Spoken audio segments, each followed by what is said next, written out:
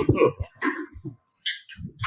ಧರ್ಮಸ್ಥಳದ ವಿಚಾರವಾಗಿ ಸೌಜನ್ಯ ಅವರ ಕೊಲೆ ಆಗಿ 2012 ಆಗಿದ್ದು.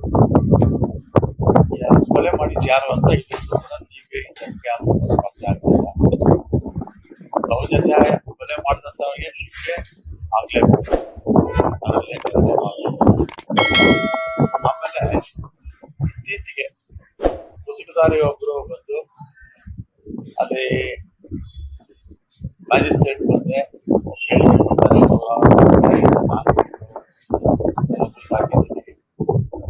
ಹೇಳಿಕೆ ಕೊಟ್ಟಿದ್ದಾರೆ. ಮ್ಯಾಜಿಸ್ಟ್ರೇಟ್ ಏನ್ ಮಾಡ್ತಾರೆ, ತನಿಖೆ ಮಾಡ್ತಾರೆ. ಒಂದು 10-12 ವರ್ಷ ವ್ಯಾಪಕವಾಗಿ ಪ್ರಚಾರ ಆಗ್ತಾ ಇದೆ. ವಿಚಾರ ಮಾಡ್ತಾರೆ, ನಾಲ್ಗೆ ಎಲ್ಲಿ ಬಿದ್ರೆ ಈ ತರ ಎಲ್ಲ ಮಾತಾಡೋದು. ಎರಡು ಒಂದಿಲ್ಲ ಅಲ್ಲ ಸರ್. SITಗೆ ಒತ್ತಡ ತಂದು ಷಡ್ಯಂತ್ರ ಮಾಡಿದ್ದಾರೆ ಅಥವಾ ಧರ್ಮಸ್ಥಳ ತಂದು ಷಡ್ಯಂತ್ರ ಎರಡು ಒಂದಿಲ್ಲ.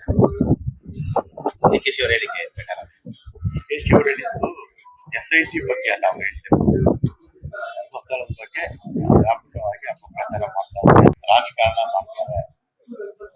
ಪ್ರಾರಂಭದಲ್ಲಿ SIT ತನಿಖೆ ಮಾಡ್ತಾರೆ, SIT ತನಿಖೆಗೆ ಆದೇಶ ಮಾಡಿದಾಗ ಸ್ವತಃ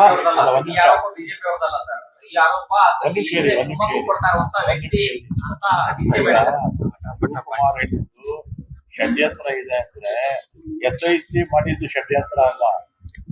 ಆದ್ರೆ ಧರ್ಮಸ್ಥಳದ ಬಗ್ಗೆ ಯೂಟ್ಯೂಬರ್ಸ್ ಎಲ್ಲ ಅಪಪ್ರಚಾರ ಮಾಡ್ತಾ ಇದ್ದಾರಲ್ಲ, ಪರನೂ ಇದ್ದಾರೆ ವಿರೋಧನೂ ಇದ್ದಾರೆ.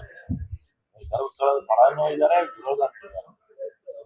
ಅದ್ರ ಬಗ್ಗೆ ಹೇಳಿದ್ದು SIT ಬಗ್ಗೆ ಎಲ್ಲ ಶಿವಕುಮಾರ್ ಈ ಅಪಪ್ರಚಾರ ಅಂತ ಹೇಳಿದ್ರಲ್ಲ ಸರ್, ಸರ್ಕಾರ ಕ್ರಮ ತಗೋಬೇಕು ಅನ್ನುವಂತ ಒಂದು ಕ್ಲಾರಿಟಿ ಬರಲಿ ಅಂತ ನಮ್ಮ ಸರ್ಕಾರ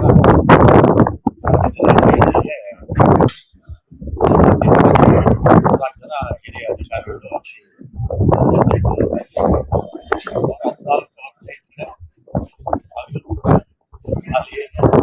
ಅಲ್ಲಿ ಸಾಕ್ಷಿ ಸಿಕ್ಕಿಲ್ಲ. ಈಗ ಅದ್ರ ಬಗ್ಗೆ ಮೊನ್ನೆ ಬಿಜೆಪಿ ಅನೇಕರು ಮಾತಾಡಿದ್ರು. ಮತ್ತೆ ಧರ್ಮಸ್ಥಳಕ್ಕೂ ಕೂಡ ಅವರು ಕಾರಲ್ಲಿ ಮತ್ತೆ ಇನ್ನೊಂದು ಬಹಳ ಸ್ಪಷ್ಟವಾಗಿ ಧರ್ಮಸ್ಥಳದ ಬಗ್ಗೆ ಅಥವಾ ಧರ್ಮಸ್ಥಳ ಮಂಜುನಾಥ ಮಂಜಪ್ಪ ಆಗಲಿ ಧರ್ಮಾಧಿಕಾರಿಗಳು ಯಾರು ಕೂಡ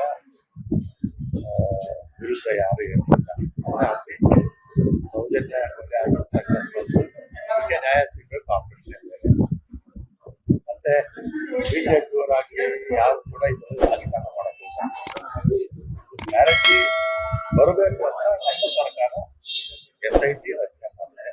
ಇದ್ರ ಮಧ್ಯದಲ್ಲಿ ಅನೇಕರು ಯೂಟ್ಯೂಬ್ ಗೊತ್ತಲ್ಲ ನಿಮಗೆ, ಅದ್ರ ಮೇಲೆ ಅವ್ರ ಮೇಲೆ ನಿಷೇಧ ಇತ್ತು. ಲೇಟೆಸ್ಟ್ ಹಾಗೂ ಇಂಟ್ರೆಸ್ಟಿಂಗ್ ಸುದ್ದಿಗಳಿಗಾಗಿ ಬಾಸ್ ಟಿವಿ ಕನ್ನಡ ಚಾನೆಲ್ನ ಸಬ್ಸ್ಕ್ರೈಬ್ ಮಾಡಿ. ಹಾಗೆಯೇ ಬೆಲ್ ಐಕಾನ್ ಪ್ರೆಸ್ ಮಾಡಿ. ಇದರ ಜೊತೆಗೆ ಫೇಸ್ಬುಕ್, ಇನ್ಸ್ಟಾಗ್ರಾಮ್, ಎಕ್ಸ್ ನಲ್ಲೂ ಮಿಸ್ ಮಾಡದೆ ಫಾಲೋ ಮಾಡಿ.